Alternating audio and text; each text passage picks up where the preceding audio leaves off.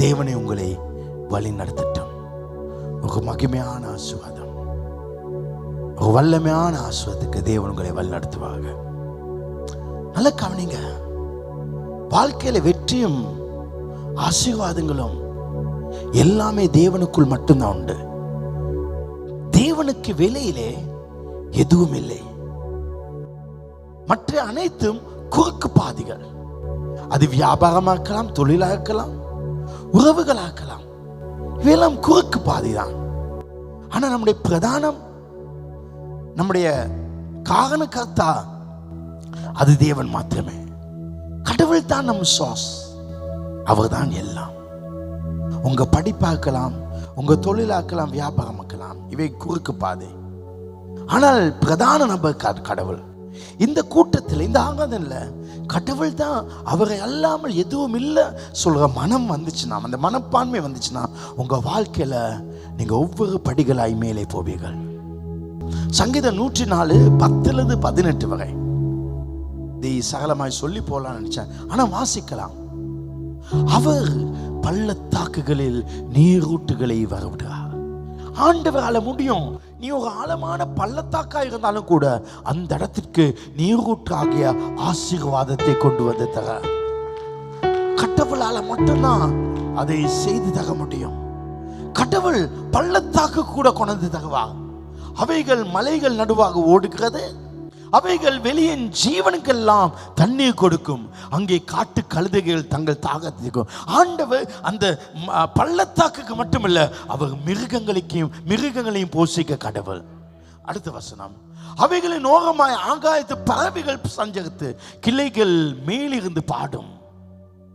கர்த்தர் பள்ளத்தாக்கை மட்டுமல்ல, மிருகங்களை மட்டுமல்ல, பறவைகளையும் போஷிக்கவா. தம்முடைய மேல் வீடில் இருந்து பர்வதங்களுக்கு தண்ணீர் இறைக்கிறார். உமது கிரைகளின் பலனாலே பூமி திருப்தி ஆகுது. ஆண்டவர் பூமியை போஷிக்கிற தேவன். பூமியிலிருந்து ஆகாரம் உண்டாகும்படி அவர் மிருகங்களுக்கும் புல்லையும் மனுஷருக்கு உபயோகமான பயிர் வகைகளையும் முளைப்பிக்க. ஆண்டவர் தான் எல்லாம்.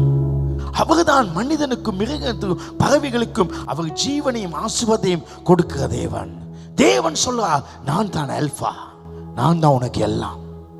நம் வாழ்க்கையில கடவுள் தான் எல்லாம். அந்த எண்ணம் வரணும். நமக்கு உதவி செய்ய 1000 பேர் இருக்கலாம், அவர்கள் எல்லாம் கிளைகள் மட்டும்தான். மரம் கடவுள், மரம் கடவுள். என் படிப்பு, என் தொழில், என் வியாபாரம் ஒரு ஆசீர்வாதமா இருக்கலாம், ஆனா அது அல்ல கடவுள். அவைகள் கிளை. என் ஆண்டவர் மரமாக்கா. காரணத்தை விட்டு வேறு எதற்காவது முக்கியத்துவம் கொடுத்தால் அது விற்கிறான். இஸ்ரேல் தேசத்து ஜனங்களை கானான் தேசத்தை விடுதலை செய்து, எகிப்திலே விடுதலை செய்து கானானு கொண்டு வந்தா, மகிமையாய் கொண்டு வந்தா. ஆனால் ஜனங்கள் கடவுளை விட்டு விக்கிரத்தை வணங்கினார். எனவே தேவன் மறுபடியும் அடிமைகளாக அனுப்பினார். வாழ்க்கையில தெரிஞ்சு கொள்ளுங்க, கடவுள் இடத்தை வேற யாருக்கும் கொடுக்க வேண்டாம். அது மனிதனாக இருக்கலாம். கடவுள் சொல்றது அவர் தனியா. நம்ம தொழில் நமக்கு ஆசீர்வாதம் கொடுக்கும், நம்முடைய வியாபாரம் நமக்கு பணத்தை கொடுக்கும். ஆனால் அந்த தொழில் நமக்கு விக்கிரமாக கூடாது. அந்த ஆசீர்வாதம், அந்த வியாபாரம் நமக்கு விக்கிரமாக கூடாது. நிறைய பேருடைய படிப்பு விக்கிரம், பலருக்கு உறவுகள் விக்கிரம், அந்த ரிலேஷன்ஷிப் ஒரு விக்கிரம். ஏனெனில் சிலர் நினைப்பதுண்டு, இவைகள் தான் வாழ்வதற்காக நமக்கு வாழ்க்கை கொடுக்குதுன்னு. இவங்க இல்லாட்டி என்னால் வாழ முடியாது, இவங்க இல்லாட்டி என்னால் வாழ முடியாது. கடவுள் காண்பிப்பா. நம் வாழ்க்கையில சில நேரம் எல்லாரும் எங்களை எல்லாரும் கைவிடப்பட்டு நம் வாழ்க்கை தனிமையாகும். அந்த தனிமையான பாதையிலே யாரோட உதவி இல்லாமல் தேவன் எங்களை வழி நடத்தி வருவார்.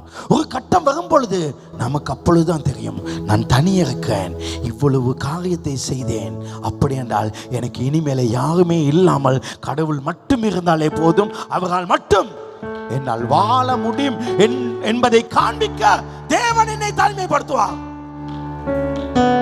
அந்த தனிமை காட்டும் நமக்கு யாரும் தேவையில்லை, கடவுள் மட்டும் போதும். இவைகள் கிளைகள் மட்டுமே, தேவன் தான் நம் மகம்.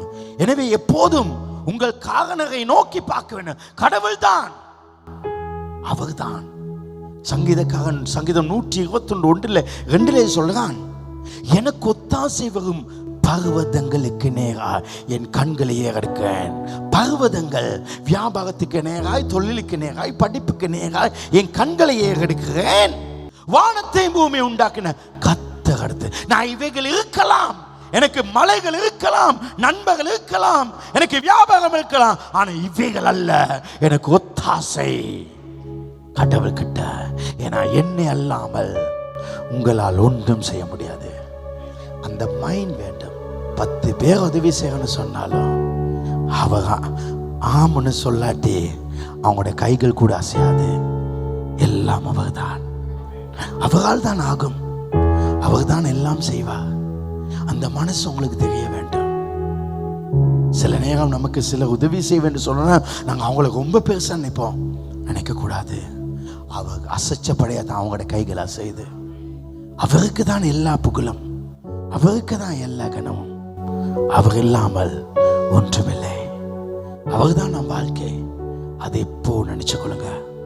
உங்களுக்கு நல்ல கணவன் இருக்கலாம், நல்ல மனைவி இருக்கலாம், நல்ல பெற்றோர் இருக்கலாம், நல்ல பிள்ளைகள் இருக்கலாம். அவர்கள் மூலம் உதவிகள் வரும் என்றாலும் கூட அதற்கு காரணம் அவர்தான். நீர் என்று எதுவும் இல்லை, உம்முடைய அன்பின்றி எனக்கு எதுவும் இல்லை. நீரின்றி ஏதும் இங்கில்லை, உம் அன்பின்றி ஏதும் இங்கில்லை. எல்லாம் நீரின்றி ஏதும் இங்கில்லை, உம் அன்பின்றி ஏதும் இங்கில்லை. நீ காட்டும் பாதையில் என் பாதம் நடக்கும், நீ சொல்லும் வார்த்தையே என் நெஞ்சில் நிலைக்கும். தூய்மையா உம்மை துதிக்கிறேன். நீரின்றி ஏதும் இங்கில்லை, உம் அன்பின்றி ஏதும் இங்கில்லை. எனக்கானதை நீர் அறிந்திருக்கிறீர், இன்று அதற்காக உம்மை தேடி வந்தேன். மனத்தேரிலே நீர் மறைந்திருப்பீர், எந்த மனபாரம். சொல்லுங்க, எனக்கானதை நீர் அறிந்திருக்கப்பா. எனக்கானதை நீர் அறிந்திருப்பீர், இன்று அதற்காக உம்மை தேடி வந்தேன்.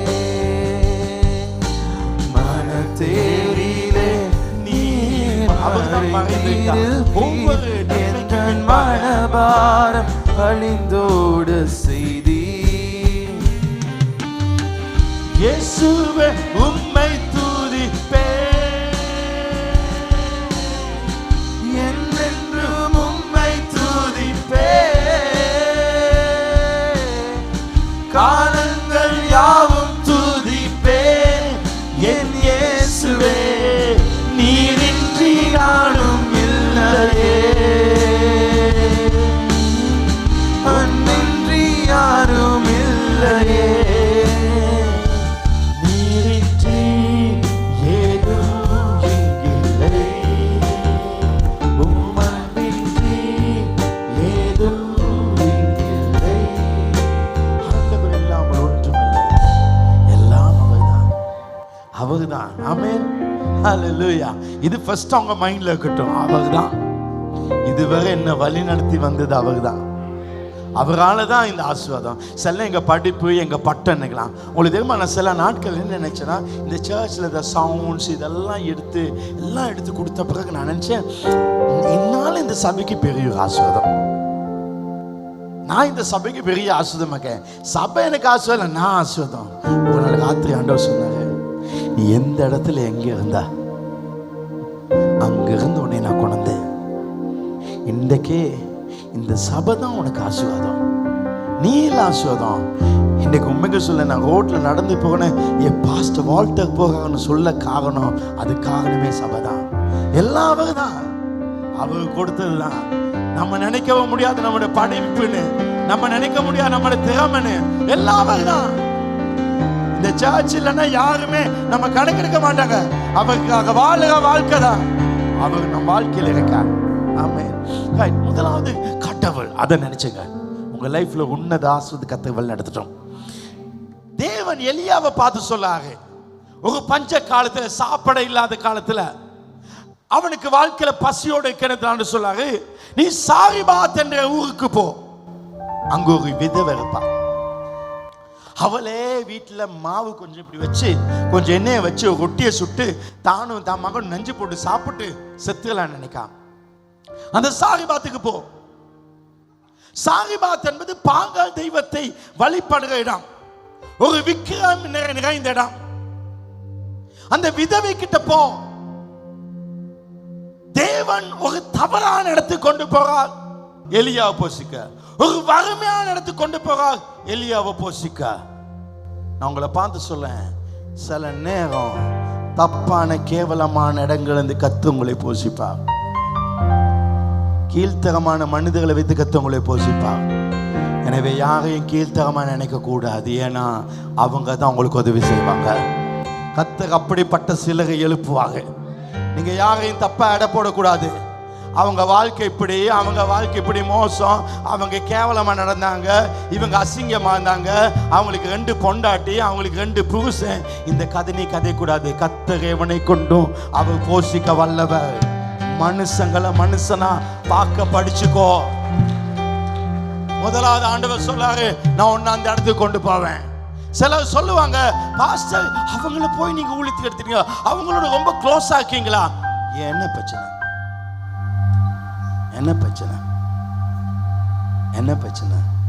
கத்த சின்னவங்களை கொண்டு பெரிய காரியம் செய்வார். நாம யார் அசிங்கம் நினைக்கிறோமோ கத்தர் அவங்கள வச்சுதான் சில காரியங்களை செய்வார். இந்த சர்ச்சில் யாரையும் அசிங்கம் நினைக்க முடியாது. இயேசு கிறிஸ்து மனிதர்கள் ஒதுக்கப்பட்டவர்களோடு சேர்ந்து வாழ்ந்தார். உங்களுக்கு தெரியுமா, இந்த சர்ச்சில் ரொம்ப இந்த உற்சாகமாக ஊழியம் செய்வங்க யாருன்னா ரொம்ப அடிப்பட்டு நொந்தவங்க தான் எனக்கு ரொம்ப சப்போர்ட் ஆக்காங்க. சில நேரம் சிலாக்கள் சொல்லுவாங்க, பாஸ்டர் இவனை பாங்க, இவன் ஒரு 3 வீல்காரன் எனக்கு போய் சொல்லுறான். ஏன் 3 வீல்காரன் என்ன பிரச்சனை? மனுஷங்களை மதிக்க கற்றுக்கொள்ளணும். யாரு வாழ்க்கையில் வாழ்ந்தவங்க? பணம் இருக்கவங்க இல்லை, அது முக்கியம். படித்தவங்க இல்லை முக்கியம். நீ பணம் இருந்தால் என்ன சொல்லுவாங்க, இந்த பணம் பெருமை அவனுக்கு. ஆனால் எல்லாரையும் மதிங்க. அவங்க சொல்லுவாங்க, அந்த மனுஷன் ரொம்ப நல்ல மனுஷன். மதிக்க படிங்க. உங்களுக்கு சூப்பர் மார்க்கெட்டுக்கு போகணும், கதவை திறப்பான security, good morning sir, good afternoon sir, good morning sir, இப்படியே போவாத. நின்று குட் மார்னிங் சொல்லு, நின்று குட் ஆஃப்டர்நூன் சொல்லு. நீ அவனை கீழ்த்தரமா நினைக்கலாம், சில கவுண்டர்ல இருக்கவங்க நீ கீழ்த்தரமா நினைக்கலாம், ஆனா கத்தர் அவங்களை பெரிய இடத்துக்கு கொண்டு வருவா. ஆமென். இந்த சபையில் நான் என் வாசல் எல்லாரையும் தொட்டு இப்படி கும்பிட்டு அனுப்ப காரணம் ஏன்னா, இந்த வாரம் அவங்க ஏழை இல்லை, கத்தர் தகுத்திரை ஐஸ்வர்யவானாய் மாற்ற தேவன். இன்னைக்கு சில மிஸ்டேக் செய்யலாம், இன்னைக்கு சில தவறுகளை செய்யலாம், இன்னைக்கு சில கேவலமா நடக்கலாம். ஆனா அந்த கேவல கெட்டவங்களை வச்சு கத்தரும் வாழ்க்கைக்கு ஒரு நாள் போஷணையாய் கத்தர் கொடுப்பார். மறக்காத, கத்தரால முடியாத ஒன்றுமில்லை. அவர் தான் காரணர். அவர் சின்னவன் ஆயிரமும் சிறியவன் பலத்த ஜாதி அவர் என்று சொன்ன தேவன் அதை செய்ய வல்லவராக. எல்லாரையும் மதிங்க, எல்லாரையும் மதிங்க. அசிங்கன்னு பார்க்காதீங்க, எல்லாரையும் மதிங்க. எல்லாரும் ஒன்று போல பாருங்க. கெட்டவங்களோடு பேசுங்க, தவறானவங்களோடு பேசுங்க. ஐஸ் குடிக்கிற எல்லாரும் கெட்டவில்ல, வேசித்தனை செய்யலாம் கெட்டவில்ல, வெளியே வந்து கொள்ள முடியாம தவிக்கிறவங்க அவங்க மேல அன்பையும் பாசத்தை கொடுங்க. இயேசு விபச்சாரங்களோடு பேசினார், விபச்சாரின் காலை முத்தம் செய்யணும் கொடுத்தார், ஆனால் அவர் தவறு செய்யவில்லை. அதுதான் அன்பு.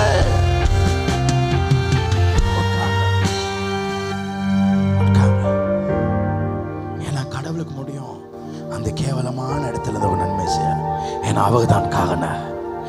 ஆனா அதை பத்தி இன்னைக்கு அவளை பேசல. 2வது காது பேசக்க இந்த எலியா அந்த விதவை கிட்ட போகும்போதுல ஆண்டவர் சொன்னாரு, ஒரு இடத்துக்கு போக சொல்லி. 1 ராஜாக்கள் 17:3-4. நீ இவ்விடத்தை விட்டு கிழக்கு திசையை நோக்கி போய் யோர்தானுக்கு நேராக கேரி ஆற்றண்டையிலே ஒளித்துக் கொண்டிரு.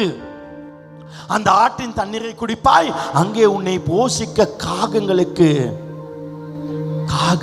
கட்டளிடுவேன். காகங்கள் வந்து உனக்கு சாப்பாடு கொடுக்கும். எலியா கேட்ட காகம் சொல்லுது ஒரு அசுத்த பறவை. அதாவது அசுத்த பறவை, அசுத்தங்களை நிற்கிற பறவை, அசுத்தத்துல காலை வச்சு அசுத்தத்தை சாப்பிடுற பறவை. கடவுள் கூட உபாகமம் 14 சொல்லாரு காகத்தை சாப்பிடாத.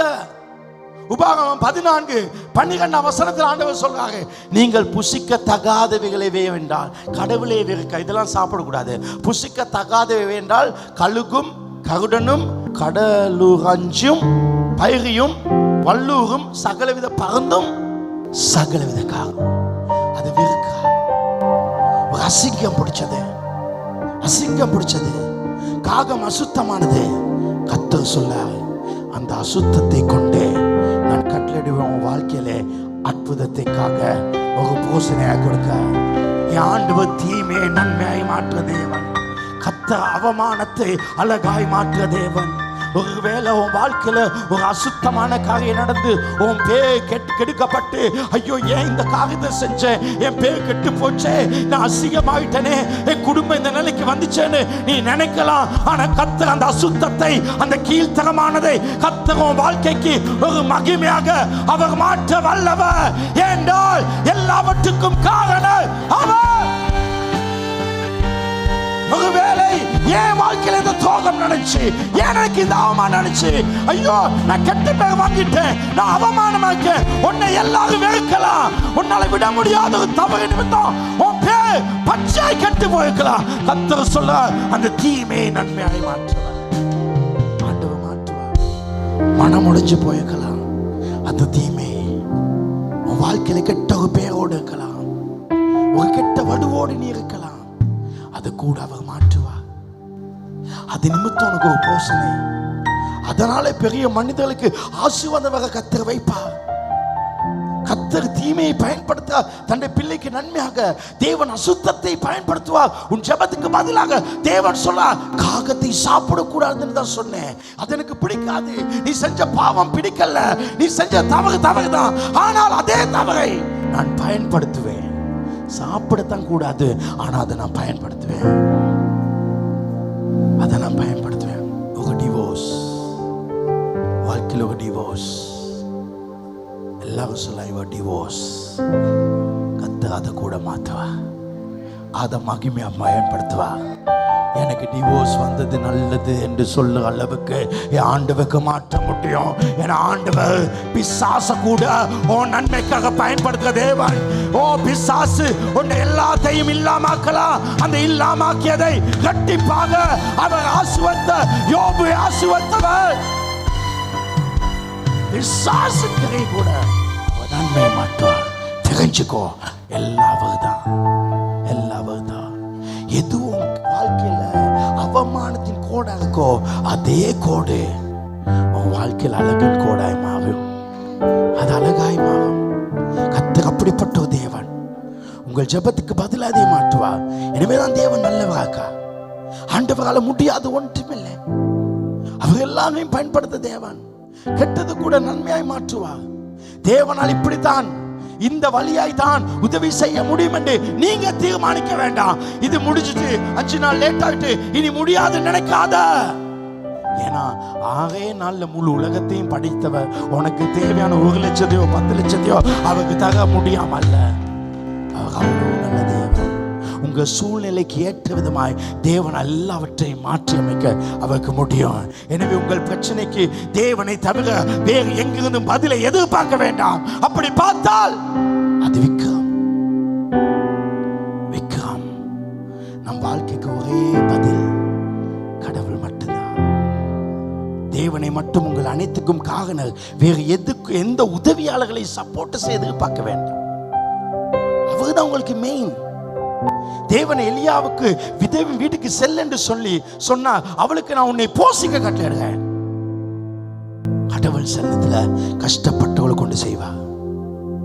எனவே இன்னொரு ஆள் கேவலமா இருந்தா அந்த ஆளை கேவலமா பார்க்காத. அதே நேரத்தில் உன் வாழ்க்கை நீ கேவலமா இருந்தா உன்னை கேவலமா மாத்த பார்க்காத. கர்த்தர் அவமானத்தை அலங்காரமாய் மாற்றவர், மண் குடத்தை பொற்குடமாய் மாற்றவர், சேரை கூட மனிதனாய் உருவாக்குற தேவன். நான் வானாத்தமுள்ள ஒரு நாள் உட்கார்ந்து இருந்தேன். பலகையில சேர் செஞ்சு பணம் ரொம்ப தேவை. நேற்று ஒரு காணியை பார்த்தேன். 5 லட்சத்துக்கு நான் 2019 அந்த காணி ஒரு பேட்ச் இன்னைக்கு 25 லட்சம். 5 லட்சம் 25 லட்சம் 5 மடங்கா போயிட்டு. 20 வருஷத்துக்கு முதல் 1 லட்சம் சொல்றது எனக்கு ரொம்ப பெருசு. 1 கோடிக்கு சமன். நான் சர்ச்சில் பழக சர்ச்சில் சும்மா மண்ணில் எல்லாம் போட்டு நான் வச்சிருந்தேன்.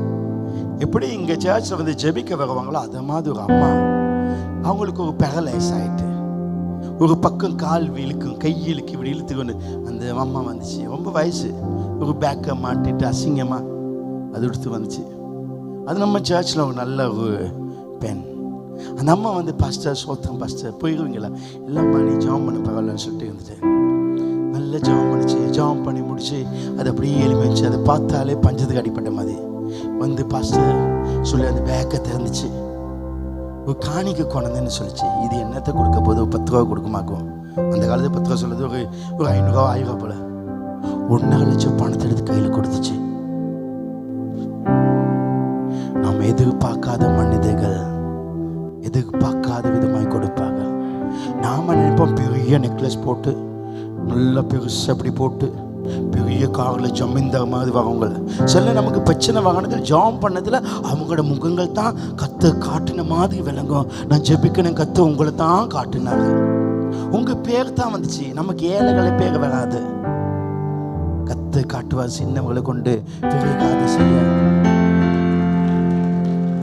எனவே யாரையும் இந்த சபையில கேவலமா நினைக்கவும் கூடாது. 2வது ஒன்றை கேவலமா நீ நினைக்காத. 1000 பேர் கேவலமா பார்க்கலாம். ஆனா நீ விசேஷமானவன். கடவுளால மாற்றி அமைக்க முடியும். ஏன்னா அவர்களெல்லாம் வல்ல தேவன். இப்படி தேவன் மாற்றி ஒரு உன்னத வாழ்க்கை உன்னத ஆசுத்தக என்ன செய்ய வேண்டும்?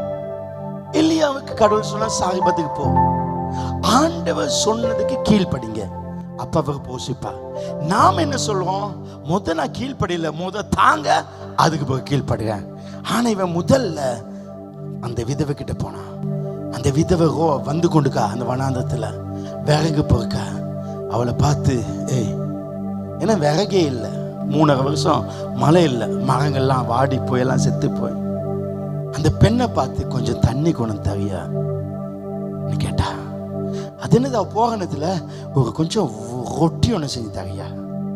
அவகிட்டே வீட்டில் கொஞ்சம் மாவு கொஞ்சம் எண்ணெய் ஒரு ரொட்டியை செஞ்சு நஞ்சை போட்டு சாப்பிட்டு 2 பேரும் சாக நினைச்சாங்க. கொஞ்சம் தாரியான்னு கேட்ட பொழுது அவ சொன்ன காரியம். முதலாவது ஒரு மகிமையை நான் சொல்லி கீழ்ப்படிங்க. 2வது அவ சொன்ன காரியம் 1 ராஜாக்கள் 17. அதற்கு அவள் பானையில் 1 பிடி மாவும் கலையத்தில் கொஞ்சம் எண்ணெயும் அல்லாமல் என்னிடத்தில் ஒரு அடையும் இல்லை என்று உம்முடைய தேவனாய் கர்த்தருடைய ஜீவனை கொண்டு சொல்லுகிறேன். இதோ நான் என் குமாரனும் சாப்பிட்டு செத்து போகாது எனக்கும் அவனுக்கு ஆயத்தப்படுத்துறதுக்கு 2 விறகு பொறுக்க வந்திருக்கேன். வேற ஒன்றும் இல்லப்பா, என்கிட்ட ஒன்றும் இல்லப்பா, என்கிட்ட ஒன்றும் இல்லை. இந்த காலையில ஆசீர்வாதத்தை பெறுவது கொண்டு இல்லாம இருக்கலாம். அடுத்த வசனத்துல அவன் என்ன சொல்றானா 13ல, அப்பொழுது எலியா அவளை பார்த்து பயப்பட, சத்தமா சொல்லுங்க, மறுபடியும் சொல்லுங்க, பயப்படாதே, நீ போய் உன் வார்த்தையின்படியே ஆயத்தப்படு. ஆனாலும் முதல் அதிலே எனக்கு ஒரு சிறிய அடைய பண்ணி எண்ணத்தில் கொண்டு வா, பின்பு உனக்கு உன் குமாரனுக்கும் பண்ணலாம். அவ சொல்லுவா, கொஞ்சம் தான் இருக்கப்பா, வேற ஒன்றும் இல்லை. இவன் சொல்றான், எனக்கு கொண்டு வா, முதலாவது எனக்கு கொண்டு வா. கடவுள்கிட்ட இந்த காலையில எதையோ ஒன்று பெருசா கேட்குங்க. நீங்க கேட்கறது ஆண்டவர் சொல்லாரு, முதல்ல நான் ஒன்று கேட்க, அதை நீ எனக்கு தான்.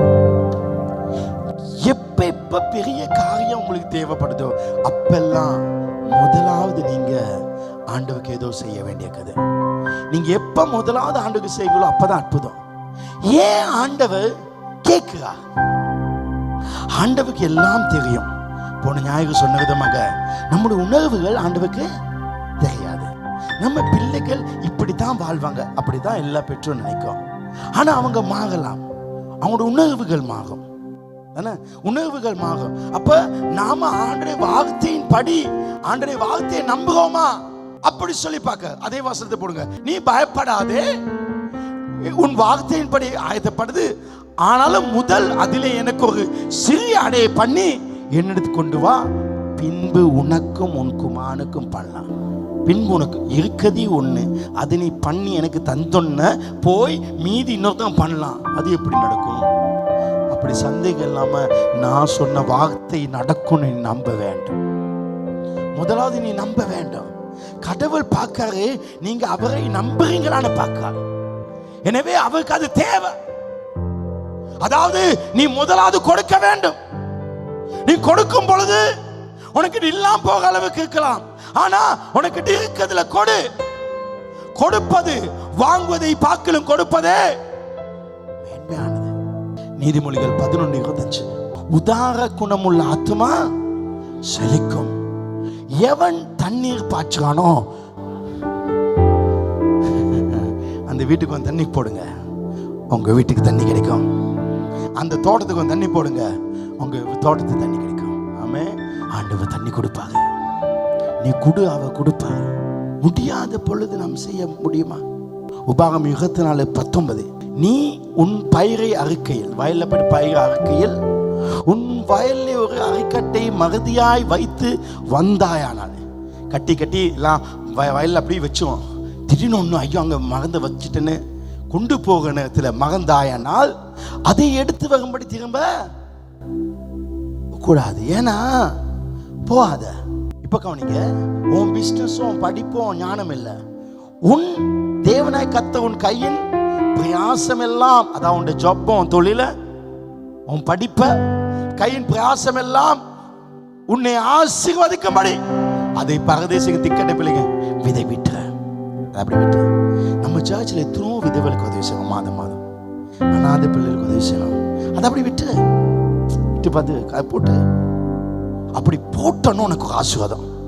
அப்ப நீங்க சூப்பர் மார்க்கெட்ல இருந்து வெளியே வாகனத்துல நிறைய பிச்சைக்காரங்க இருப்பாங்க, அந்த சில்லறை கொடுத்துட்டு வந்துருங்க, அதுதான் உங்களை ஆசீர்வதிக்கும். நம்ம எல்லாருக்கும் பிடிச்ச வசனம், ஆனா நம்ம எல்லாரும் செய்யாத வசனம். லூக்கா 6:38. கொடுங்கள் அப்பொழுது உங்களுக்கு கொடுக்கப்படும், அமுக்கி குலுக்கி சகிந்து விழும்படி நன்றாக அளந்து உங்கள் மடியிலே போடுவார். நீங்க எந்த அளவில் அழைக்கிறீங்களோ அதே அளவுல நீ சில்லறையா கொடு, கர்த்தர் சில்லறையா ஆஸ்வதிப்பா. நீ நோட்டா கொடு, கர்த்தர் உனக்கு நோட்டாய் ஆஸ்வதிப்பா. ஆனா நமக்கு இது பிடிச்ச வசனம், ஆனா செய்யாத வசனம். கர்த்தர் சொல்ல கொடு, உன்னை நான் ஆஸ்வதிப்பேன். அந்த கஷ்டமான சூழ்நிலையில ஆண்டவர் சொல்றாரு, நீ அப்பத்தை கொண்டு வா. எங்கள் தேவைகளின் பொழுது நாங்கள் தேவனுடைய வார்த்தையை விசுவாசிக்க வேண்டும். ஃபர்ஸ்ட் காட் கொடுக்க வேண்டும். உங்களுக்கு உதவி செய்ய தேவனுக்கு 1000 வழிகளை வைத்திருக்கார். எனவே கொடுப்பதை மேன்மையானுங்கள். 1 ராஜா 17:13. பயப்படாதே, நீ போய் உன் வார்த்தையின் படி ஆயத்தம், அது ரெடி பண்ணு. ஐயோ நான் இதை கொடுத்த என்ன ஆகும் யோசிக்காத. இப்போ தேவை இருக்கிற ஒரு பெரிய தொகை வந்தது, இது கொடுத்தா பயப்படாத. ஆண்டவர் என்ன சொல்றாரு? பயப்படாத. உனக்கு என்ன தேவைக்கோ பயப்படாத, ஏன்னா நான் தான் அதை பார்க்கிறேன். உன் தொழிலும் உன் பணமால பயப்படாதே. நீ போய் உன் வார்த்தையின் படி ஆயத்தப்படுத்து, ஆனாலும் முதல் அதிலே எனக்கு கொடு. ஃபர்ஸ்ட் முதலாவது கொடுத்து வந்தனும் கொடுத்து. போன கிழமை நான் வாசல் எல்லாம் கும்பிட்டு கொடுக்க, சோயிங் மினிஸ்ட்ல எல்லாம் காசு எடுத்து கொடுக்காங்க. ஒரு அம்மா வருது, வந்து கியூல வருது. ஒரு அம்மா, ரொம்ப ஏழையான அம்மா, 5000 கையில வச்சுக்கு. நான் பார்த்து இது 5000 கொடுக்க போகுதா? 5000 நமக்கு பெருசு இல்லை, 5000 சொல்ல எவ்வளவு பெருசு. அம்மா இவ்வளவு கொடுக்க போகான்னு கிட்ட வந்தேன். 5000 கொடுக்க போக மகன்னு சொன்னான். 5000 கொடுக்கன்னு கேட்டேன். அப்ப சோயிங்ல ஒரு ஆள் சொன்னாங்க, இந்த அம்மா ஒவ்வொரு மாசம் 5000 கொடுக்குது. இப்ப நான் கேட்டேன், ஒவ்வொரு மாதம் 5000 போடுறேன். ஆமாம் மகன், இந்த சர்ச்சுக்கு நாங்கள் வாகனத்தில் நானும் மகளும் ரொம்ப கஷ்டத்தில் இருந்தோம். இருக்க கூட வசதி இல்லை. இந்த சர்ச்சுக்கு வந்து கடவுள் சாமி எங்களுக்கு உதவி செஞ்சாங்க.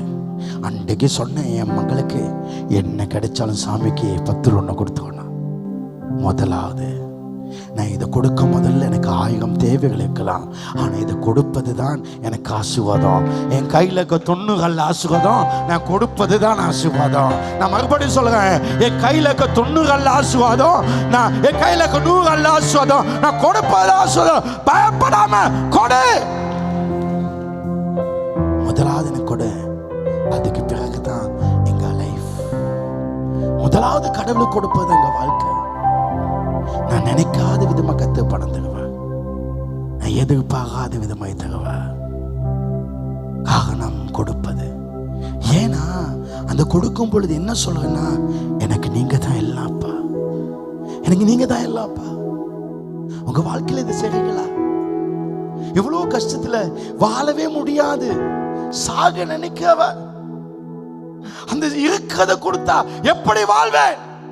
தேவனை பார்த்து ஒரு மோசமான சூழ்நிலையில சொன்னாலும் அவருடைய வார்த்தை கீழ்ப்படி. உங்க வாழ்க்கை அடுத்த நிலைக்கு அழைத்து செல்ல தேவன் யாராவது வரை உங்களுக்கு தருவார். இன்று பலர் தங்கள் உணர்வுகளை வாழ்றாங்க, ஐம்புலன் ஐம்பொகையில வாழ்றாங்க. தேவனால் அற்புதத்தை செய்ய முடியுமா என்ன நீ அறிந்து கொள். உனக்கு கிடைக்கிறதுல முதலாவது கூட, எனக்கு உன் பணம் தேவையில்லை. யாராவது ஒரு பாஸ்டர் சபை விசுவாசிகள் பணத்தில் வாழணும்னு நினைச்சா அது பெரிய தப்பு. விசுவாசி பணத்தில் வாழ முடியாது. தேவனுடைய ஆசீர்வாதம் தான் நமக்கு ஐஸ்வர்யத்தை தரும். தேவனால் அற்புதம் செய்ய முடியும். இந்த விதவை விசுவாசத்துடன் தீர்க்க சொல்லி கீழ்ப்படிந்தாள். 15ஆம் வசனம் 1 ராஜா 17:15. அவள் போய் எலியாவின் சொற்படி. இன்னைக்கு நீங்க போய் செய்யுங்க. என்ன திடீர்னு நான் பயந்துருவேன், ஐயோ இதுக்கு பணம் கொடுத்தனா இல்லையான்னு எல்லாம் செக் பண்ணுவேன். கால் பண்ணி கேட்பேன், கடைசியாக பணம்னு நான் எவ்வளவு போட்டேன், இத்தனாம் தேதி.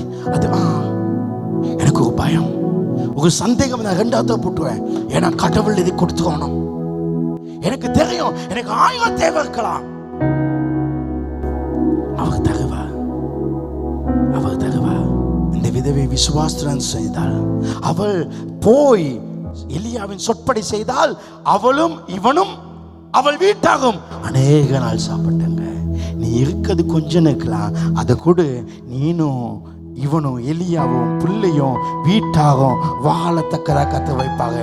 கத்து ஒண்ணு மட்டும் இல்ல, கத்து ஓமூல் மூலம் தேவனுக்கு கொடுக்கிறவள் மூலம் கத்த பல குடும்பங்கள், உன்னுடைய அக்கா குடும்பம், தம்பி குடும்பம், அண்ணன் குடும்பம், பச்சா குடும்பம், எல்லா குடும்பங்களை போஷிக்க கத்தர் ஆசீர்வதிப்பார். ஹல்லேலூயா. உன் வாழ்க்கையில அவரை நம்பு. அவர் கொடுத்தால் அவர் உனக்கு உன்னை ஆசீர்வதித்து உயர்த்துவார். நம்பு. கடைசியாக 16ஆம் வசனம் 1 ராஜா 17:16. கர்த்தர் எலியாவை கொண்டு சொன்ன வார்த்தையின்படியே பானையிலேமா செலவழிந்து போகவும் இல்லை, கலசது தண்ணீர் குறைந்து போகவும் இல்லை. நான் உங்களுக்கு சொல்லுறேன், நீ எவ்வளவு கீழ்த்தகமாக இருந்தாலும் நீ ஆண்டோடைய வார்த்தைக்கு கீழ்ப்படிந்து ஆண்டவர் கொடுக்கும் பொழுது உன் வாழ்க்கையில் ஒரு குறைவும் இல்லாமல் அவர் நிறைவாய் மாற்றுவார். தேவன் தான் உங்கள் தேவைகளை சந்திப்பவர் என்பதை அறிந்து கொள்ளுங்கள். உங்கள் சம்பளம் அல்ல, உங்கள் தேவைகள் அல்ல, உங்கள் வியாபாரம் அல்ல, தேவன் தான் உங்கள் அனைத்து தேவை சந்திப்பவர் என்பதை அறிந்து கொள்ளுங்கள். வாழ்க்கையில் அனுபவத்தை பெறுங்க. God எல்லாவற்றையும் அவர் சந்திப்பார். எப்பொழுது உங்கள் வாழ்க்கையை தேவன் மேலே மாத்திரம் வைக்கிறீர்களோ அப்பொழுது உங்கள் வாழ்க்கை ஆஸ்வதிக்கப்படும். நான் கர்த்தரை துதிக்கிறேன் என்னுடைய வியாபாரத்துக்காக, ஆனால் அது என்னுடைய பதில் அல்ல. நான் கர்த்தரை துதிக்கிறேன் எனக்கு உறவுகளுக்காக, ஆனால் நான் சொல்றேன் அது அல்ல என் தீர்வு. நான் கர்த்தரை துதிக்கிறேன் என் தொழிலுக்காக, அது அல்ல என் தீர்வு. என் படிப்புக்காக ஆண்டவரே நன்றி சொல்ல, அது அல்ல தீர்வு. என் தீர்வு அவர் மட்டும்தான் எங்க வாழ்க்கையை தூக்கி சுமந்து அவர் உயர்த்தி வைக்கிற தேவன். ஹல்லேலூயா. எல்லாம் எழுதிக்கலாம்.